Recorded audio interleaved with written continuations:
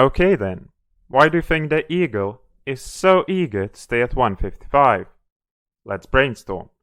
But before we do that, I just want to say that firstly, I wanted to make this video about Ortega versus Korean Zombie fight, which is happening this weekend, but I realized that I don't have that much to say about the fight. It's probably going to be a sick fight, but that's as far as I'm going to predict. I have zero idea how it's going to go.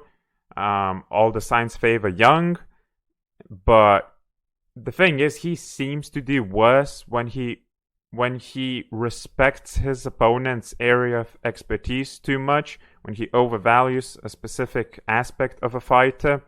So if, for instance, Ortega's black belt scares him off, then the fight may be more competitive than it should be, and it may go past round 1, which it shouldn't. But who knows? That's the end of that talk. Let's go back to Khabib and why he never talks about changing weight classes. So the first reason, the most obvious to a casual MMA fan, and also the most ridiculous one, is that he's scared. Which is such a stupid reason at first glance, and it's even more stupid when we get to analyze it more in more detail. It just seems to be the most common answer when it comes to multiple discussions of a certain MMA fighter not doing X, not fighting this guy, not changing weight classes, or actually doing X thing, changing weight classes, like the casual fan who doesn't know too much about the sport. I'm not claiming to know a hell of a lot, but I do know a bit. And yeah, the most common conclusion that fans come to is that guy's scared, which to some extent the answer makes sense, and to some extent it really does not. Not necessarily even when talking about Khabib, because I mean, these guys are basically going bare naked, fighting in an empty cage. They're willing to sacrifice their well-being for a bit of money, not even that much if you're not on the tippy top. But yeah, you risk breaking your limbs, getting knocked out, having CT for the rest of your life. These horrible things. You're making a living out of this, horrible situations. So how really much of a coward can you be? But that said, because you're risking these things, obviously want to take as few risks as possible. That's the most wise. That's the wisest approach, I would say. So it kind of makes sense, and it kind of really does not. But especially when it comes to Khabib, this idea is really ridiculous. And this sort of precedent was set quite a long time ago. Now it changed, obviously, with his recent fights, with the way he talks. But yeah, people talk about this, even though, like, the stories that you hear from Khabib's gym are ridiculous. I mean, him ragdolling heavyweights, him never getting submitted, like his coach, Javier Mendez. He said the guy that was closest to submitting Khabib was Luke Rockhold, and even he failed. Like, the coach wanted to get out the camera, film Khabib getting submitted, and yeah, he just never tapped out. Which sounds so ridiculous, but you keep hearing these stories, and like, even if some of them are exaggerated, not all of them can be.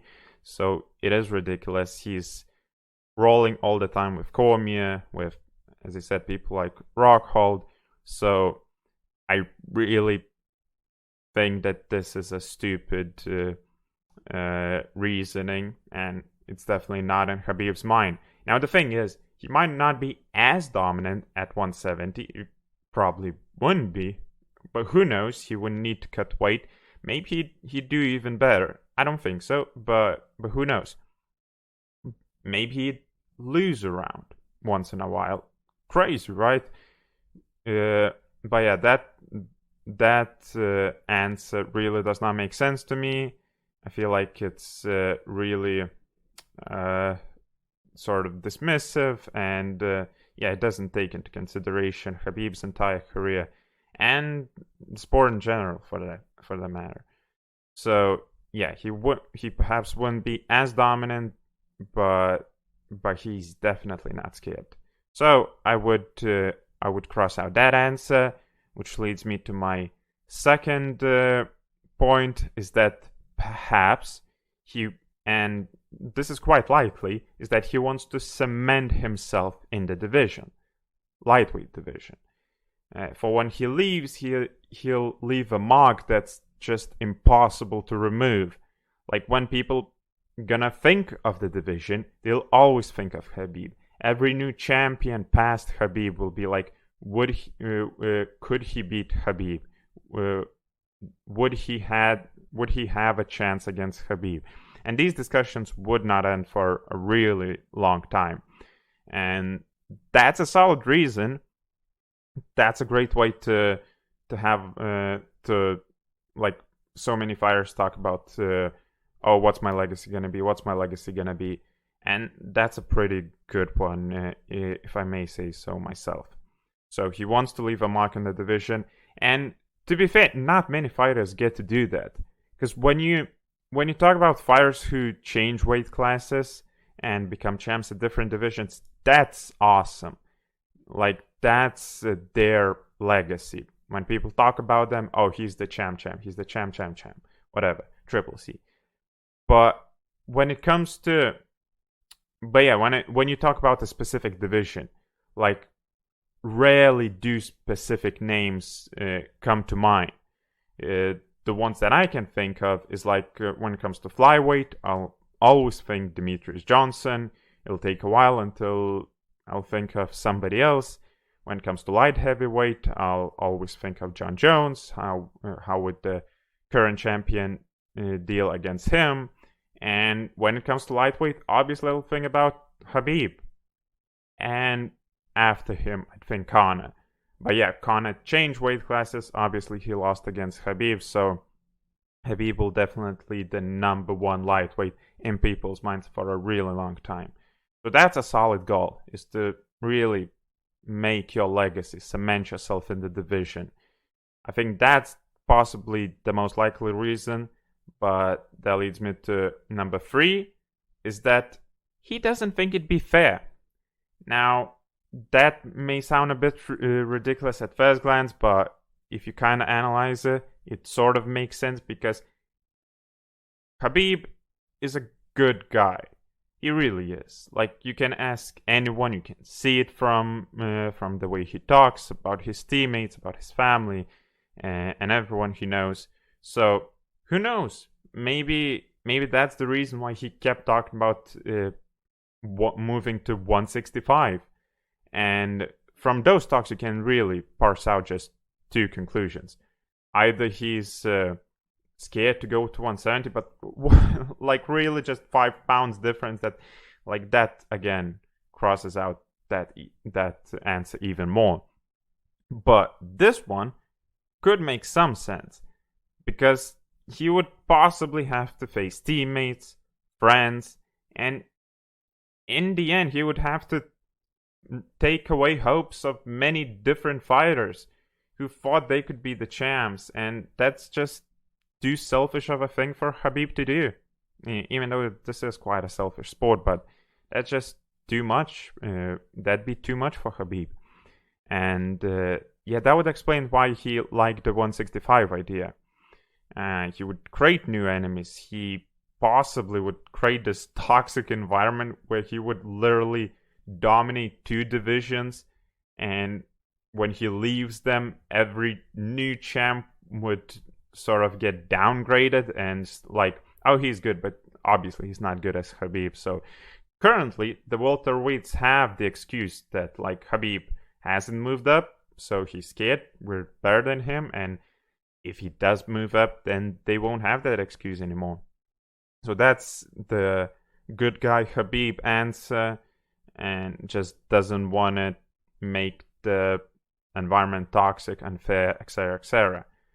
And my 4th reason is that perhaps his dad would not want it. And when it comes to Khabib's decision making, every single one is either it's something that his dad wanted him to do, or he thinks that this is what his dad would want him to do. So I did hear his dad talking that perhaps Khabib should move up to 170 at some point. Perhaps that's because he saw how much he struggled cutting down to 155. Now he obviously has fewer problems doing that. But yeah, I feel like whatever other answer you think I got right or you come up with, you also have to add that he also thinks that his dad would not want that for him, which is a noble reason, which is an awesome reason, and who would not respect that? Again, good guy Khabib. And the last one, which kind of contradicts the first one, but is also a reason that fans tend to jump to, is that if he moves up, then the fans could use the same argument and say that he's scared of whatever up and comer, a new lightweight guy. But yeah, that's just as ridiculous as the first reason. And obviously he's wiped out the entire division, to be honest. Like, who's left if he beats Gaethje, that one's going to be an awesome fight. You can look back at my previous video where I analyzed that fight in more detail, why I think both guys have a chance, obviously. Why, if I didn't know Khabib's record, I would favor Justin, but I do, so it's really a coin flip. But yeah, so Tony Ferguson, that's an awesome fight, which I really want to see, and obviously Khabib wouldn't be afraid to do that fight because he's been signed up for 5 times, might even be signed up for 6 before he ends his career. So yeah, these are my reasons that I came up with. If you have a reason of your own, an answer why Khabib rarely talks about it unless he's asked, and why he always denies the possibility of moving up to 170. So what do you guys think? You can leave your thoughts in the comment section down below. Because yeah, I'm pretty sure I've heard him say that he doesn't want to move up, and I haven't heard him provide a solid reason. If you have heard him, so just quote him and let me know, because that'd be awesome. Alright, I'll probably see you after Gaethje versus Khabib fight. Damn. Alright, I'll see you then. Bye, guys.